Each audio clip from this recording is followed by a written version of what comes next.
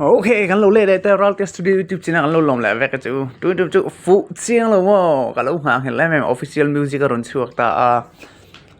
bui khóc mày 1 million view này mà saber 24 hours 1 million view này mà saber anh ngay bộ ring anh jail rồi sao anh vay nuôi lệ sao hepa hi chú mi anh ton tla mi special anh thì hakan say lo thay lo anh em bố này sẽ ama vàng hiền anh kiếm hi phụ về vậy cái này em bố sẽ lúc kia phát tăng chim hoa chuan like comment share ha không ai cái mình biết sang về đâu nghe phụ chiang lâu mò vàng ta li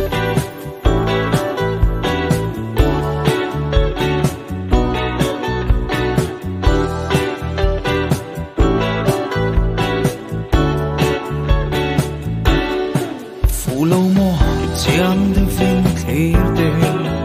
makeup lipstick noi dan so karing danin na fu via vang koro ibem ve chinam fu chiang lo mo ai brole sen sim tuine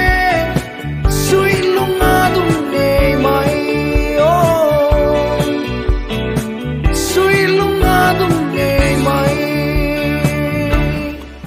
Sing mit môi chọn ban vây nấu lệ kim trang ăn sing sâu ôm mồ cây dung cất hiu ninh thầy lâu cây dung cất hiu ninh thầy lâu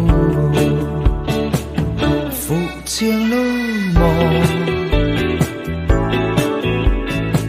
ai bro lệ sân xuyên tôi nè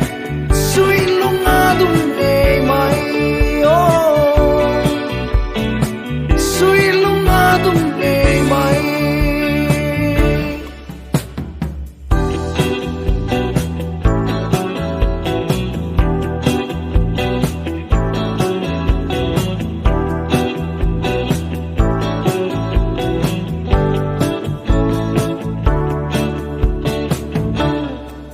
khơi lâm chuông dỗ về tất căng mò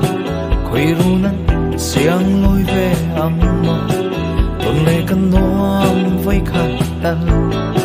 tuần lệ căn noam với khát tân phụ chiang lâu mò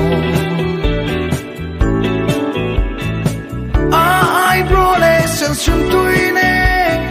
suy lung a dum nề mai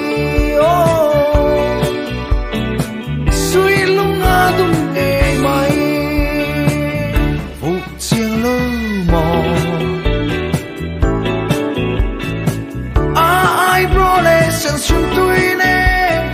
suy lung a dum nề mai suy lung a dum nề mai